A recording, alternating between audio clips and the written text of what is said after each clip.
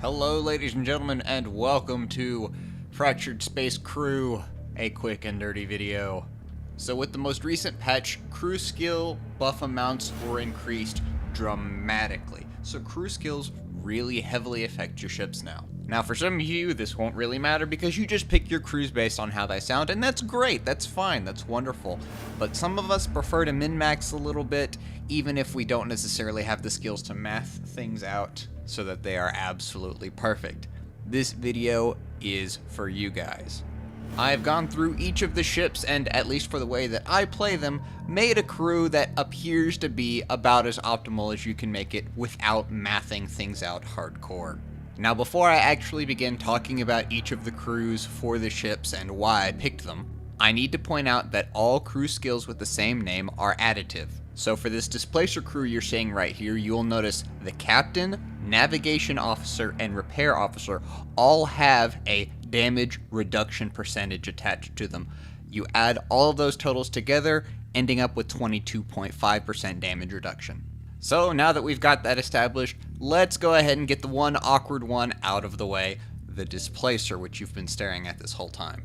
So at the time of recording, the frontline mode is still being solely tested, so I personally have not had a chance to play the displacer. That being said, I think I'm still relatively safe in making a couple observations about it. With the displacer, you're going to want to keep your opponents at range, as the farther your projectiles for your main weapon travel, the more damage they will do.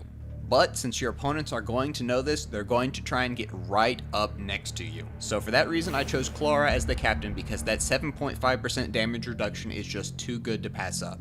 Grigori buffs your maximum speed by 10%, which is just way too important while you're trying to keep your distance from foes. With a 7.5% increase to overall damage done, Dice is just the flat out best of the two tactical officers right now.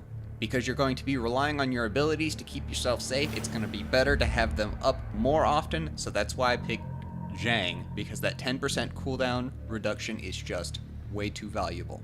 And finally, Mira for an extra 10% damage reduction. The Protector, or as many of you will still know it, the Corvette. Personally, I play the Protector as a ship that can either operate at range or up close, depending on the situation. At range for just general support and healing, up close if you're really needing to push an objective, because that 50% damage reduction on the shield is just way too good. So, once again, Clara for that damage reduction, Grigori for that max speed buff, Mira for that damage reduction, and Zhang for the utility cooldown. And then we bring in Elvi for the 10% base resistance.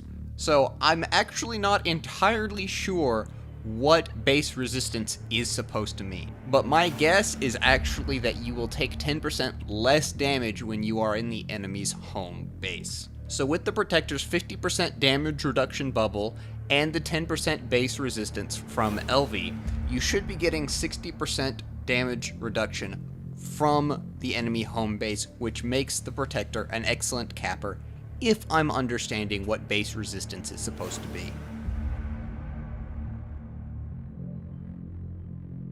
The Equalizer, the one ship in the game you really don't want to chase that isn't named Sentinel. Now, I play the Equalizer as a harassier. I really don't do as much capping as you should with it, but that's because I'm too busy having fun and poking people. So instead of picking a captain with increased capture rate, I go with the damage reduction, simply because the Equalizer is a very frail ship. As always, Dice on tactical because she is the best of the two options currently. Grigori for that max speed boost, Zhang for the utility cooldown, and Elvi to help capture that enemy home base. The Raven, the attack ship that's actually a support ship. With the Raven, you generally want to be going into situations where people will not pick you as the first target. So going off of ideals here, I went with Marie Anne for that extra capture rate, Dice as always on tactical, Grigori for that delicious max speed, Zhang for that utility cooldown because you know that Drain Pulse is going to be so good when it comes up that much faster, and Goss for just the raw amount of increased hit points. Now, ideally you shouldn't be getting shot in the Raven, but let's be honest, Everybody wants to murder the Raven when they get a chance. The Leviathan, or the ship they built to house the fusion beam. The Leviathan is a big, easy to hit damage dealer, so you want to be able to maximize your tankiness and your ability to deal damage.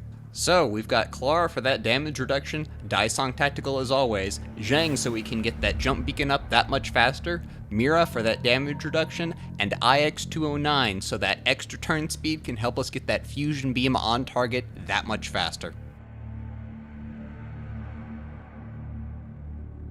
The Scythe, Reaper, this isn't the good old days. With the Reaper, you're really going to want to be playing at medium range and dealing tons of damage. However, because of your limited arc of fire, you're going to be a very appealing target for anybody even slightly faster than you. So, Clara for that damage reduction, Daisong Tactical as always, IX209 for that turn speed, Mira for that damage reduction, and LV to help with that final push thanks to the base resistance. The Paragon, or as many of you will know it, the Carrier. Now in my experience, the Carrier tends to do best when it just sits in the back and spams fighters. When somebody actually does enter combat range, it's a pretty tough nut to crack, so let's go ahead and build on those strengths. Clara for that damage reduction. Matilda as our CAG because that 10% flight duration is going to be a great buff to attacking long range. Nessa on comms because not only does she give a flight duration bonus, but she also allows you to spot targets from farther away, which is just absolutely invaluable considering you'll be sitting in the middle of nowhere. Grigori for that max speed bonus because let's be honest, the Paragon would go faster if we all got out and pushed. And LV for that final base push. The Raider, or as many of you will know it, the Frigate. Now, even though the Raider is supposed to be a harassier ship, I always seem to find myself capping a lot more than I am just sitting there and attacking somebody.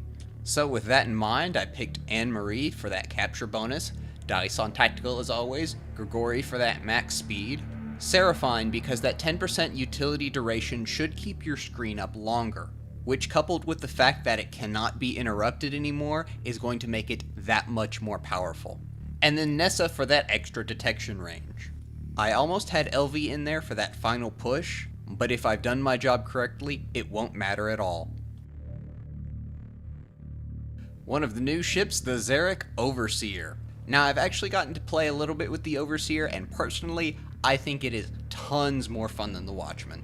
But as for playstyle, you're going to be doing basically the exact same thing with both ships. Sitting at range and trying to make your team cry out, "Kill Stealer!" in chat. As we most likely won't be capturing anything, Clara is the obvious choice for the captain. Daisong Tactical as always. IX209 because that extra turn speed is going to help you track your targets better, which is going to help you do more damage. Zhang for your cooldown reduction on your screen and backwards jump. And Nessa so you can see when your targets are in range easier. The Enforcer, where all you're here to do is capture bases, kill people, and chew gum. And we appear to be out of gum. So with that in mind, Marie Anne for that capture rate, Dice as always on tactical, Grigori for that max speed, Zhang for that utility cooldown because who doesn't love blink to target, and LV for that final base push. The Hunter, currently most OP ship in the game, according to people that are very, very silly. This loadout should work for you long blink users, but personally, I'm a quick blink guy, and so that's what I've designed this around. I run quick blink because I generally play the Hunter as a close-in attack craft, blinking all around to confuse and just generally frustrate the enemy.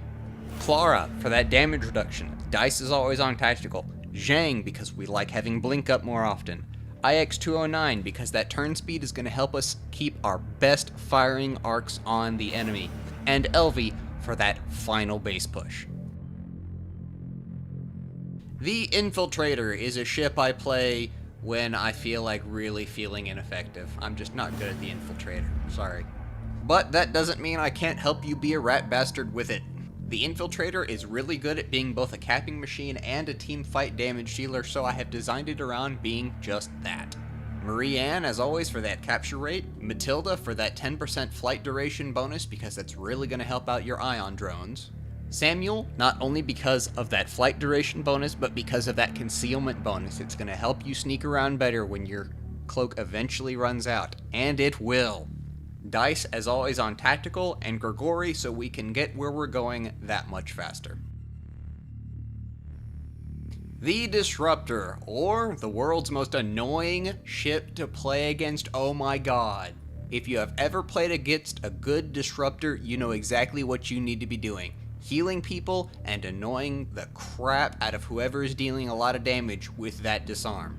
So, Clara, because you are going to be a target, so you need that damage reduction. Matilda, because we want our healing drones to be out there longer.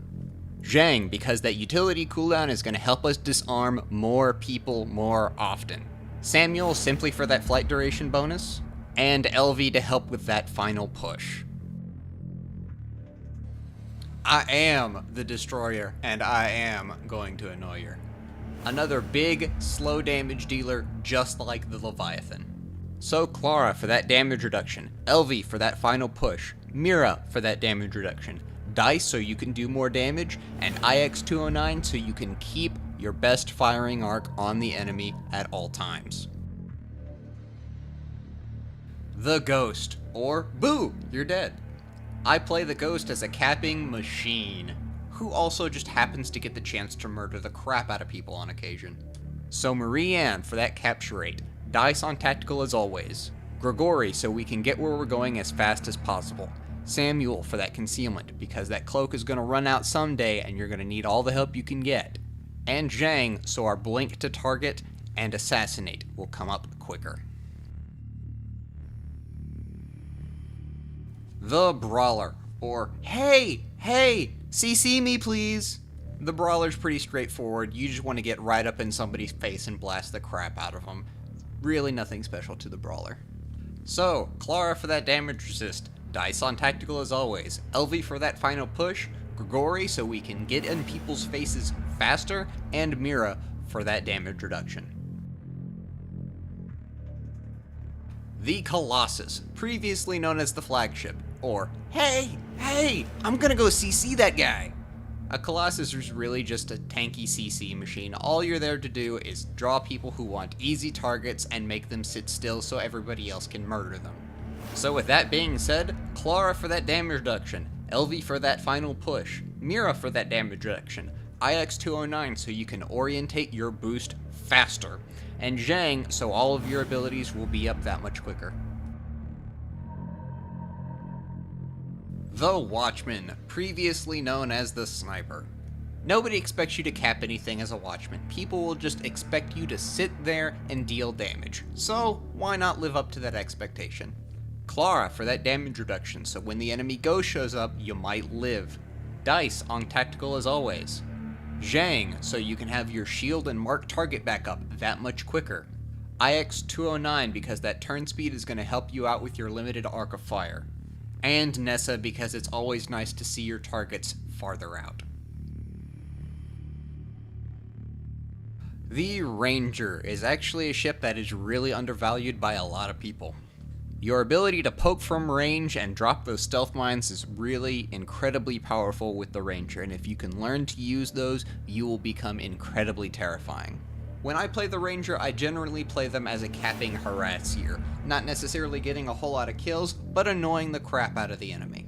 Marie Ann for that capture rate, IX-209 because that turn speed is going to help us avoid incoming fire, Dice is always on tactical, Zhang for the cooldown on your detect slow, which is an absolute lifesaver, and Nessa for that detection range. Although, if there's ever a munitions officer, you're probably going to want a munitions officer to increase the damage on those mines. The Sentinel, the one ship in the game you really don't want to chase, not named Equalizer. Now, I have not played the Sentinel since the slow drones got replaced with the energy recharge buoy, so things may change a little bit in the future once I get a game or two under my belt. The Sentinel can really be played the same as the Equalizer, but since it is a slightly beefier target, I feel safer sitting still, so I actually do cap with it a little bit more. So we have Marianne for that capture rate, Elvie for that final push, Grigori so we can get to where we're going faster, Zhang because we like having that speed buff up as much as possible, and Dice as always on tactical. The Venture, otherwise known as the Space Brick. Honestly, the Venture can really do anything, just not particularly well. It is truly a jack of all trades in my book. With that in mind, however, it is the tankiest of the 3 starter ships, so we are going to be playing to that strength.